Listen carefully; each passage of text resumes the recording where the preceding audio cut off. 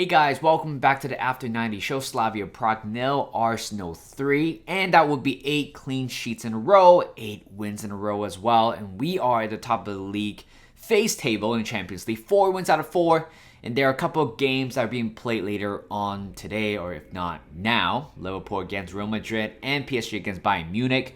Hopefully they can take points off each other, so we can relax a little bit towards the last 2 games in the league phase. And let's talk about the injury first. Gyökeres picked up a hamstring injury, and same as Martinelli, I think he has another muscular issue.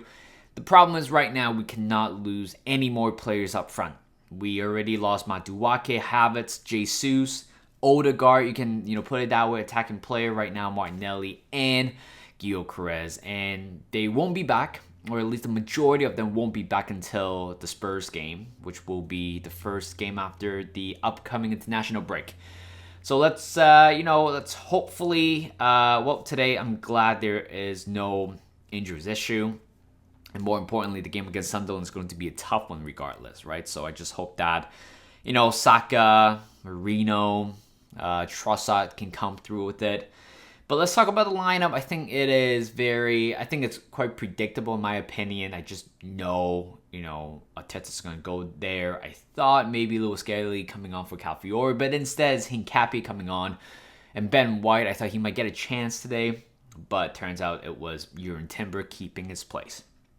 And Merino up front. I mean, what else can you do? You are not going to put Harriman and News, which I, give my praise to him in the last game against Brighton at home. I thought he'd done brilliant. I thought he might get a chance today somehow, but I know he's not going to start this game. I just know. Talking about the first 20-25 minutes is quite shaky, I would say. There are times where we just couldn't really keep possession. Balls just kind of fall behind the opposition half. No, not opposition half, our own half.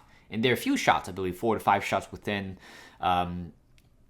15-20 minutes, and I thought it was going to be a long day. The way how we play, we can't really sustain the possession the majority of the time. We can't really get Waneri, Timber, or even Saka, getting the ball. I believe, if I remember correctly, the first dribble by Saka was until 15 minutes. And I think it was 30 minutes, I believe so. There was a penalty. And when I look at it again, I just know it's going to be a penalty, right?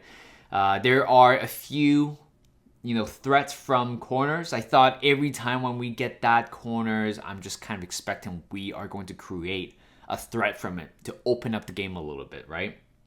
Slavia, I thought they played really well for the first 20-25 minutes.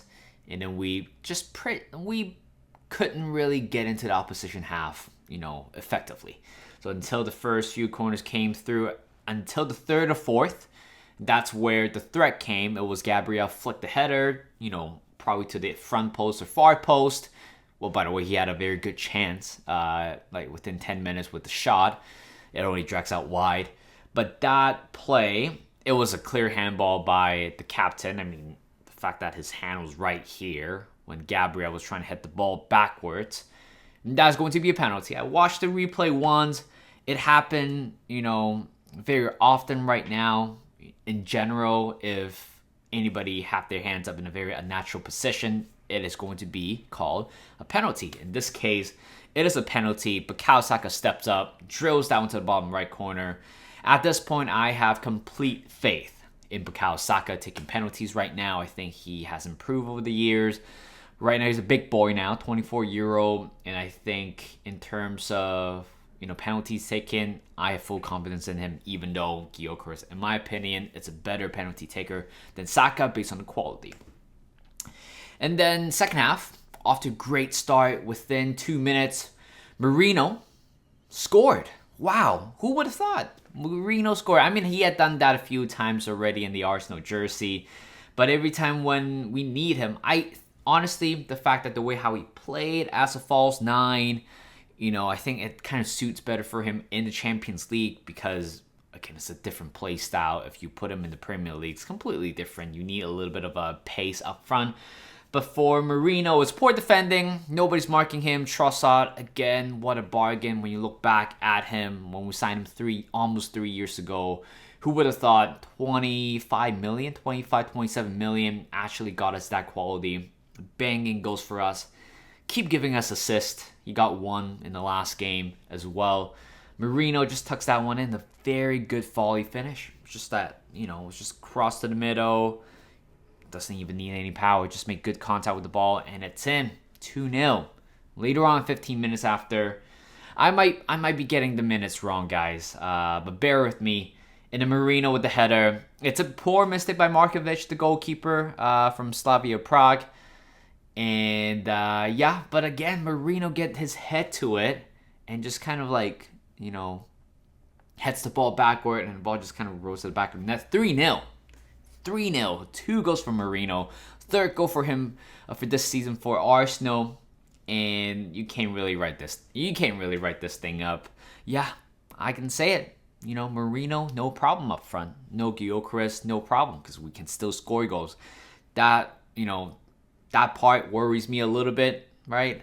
That part worries me a little bit in terms of scoring goals, but today, no problem. Once we hit that 60th or 70th mark, when, we secured the game pretty much so, I was like, please make changes.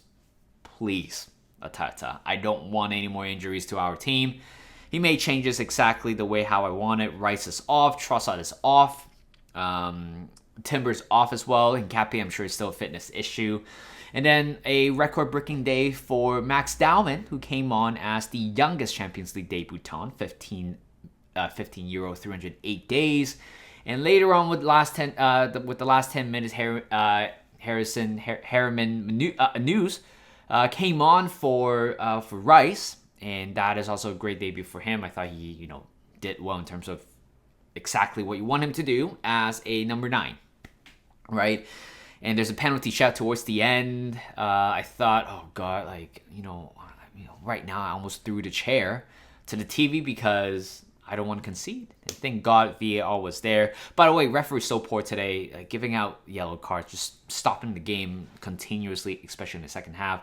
But yeah, it wasn't a penalty in my opinion. I just looked at it. Ben White was playing for the ball, and the captain, kicked Ben White, put it that way. Well, they overturned it 3-0. Great game. Let's talk about the players' rating. Raya. I'm gonna give him a 6. I don't think he's done a lot, but there are a couple of times where he was quite nervy in terms of on the ball. Maybe there are a couple of times where he almost get caught up, but I'm glad he's fine. Timber, I'm going to give him 7. Saliba, a very interesting take on him. He's playing like a John Stone role. If you watch the game, he often finds himself quite forward, right? Having Timber or Norgard to drop off. I don't know what's the deal.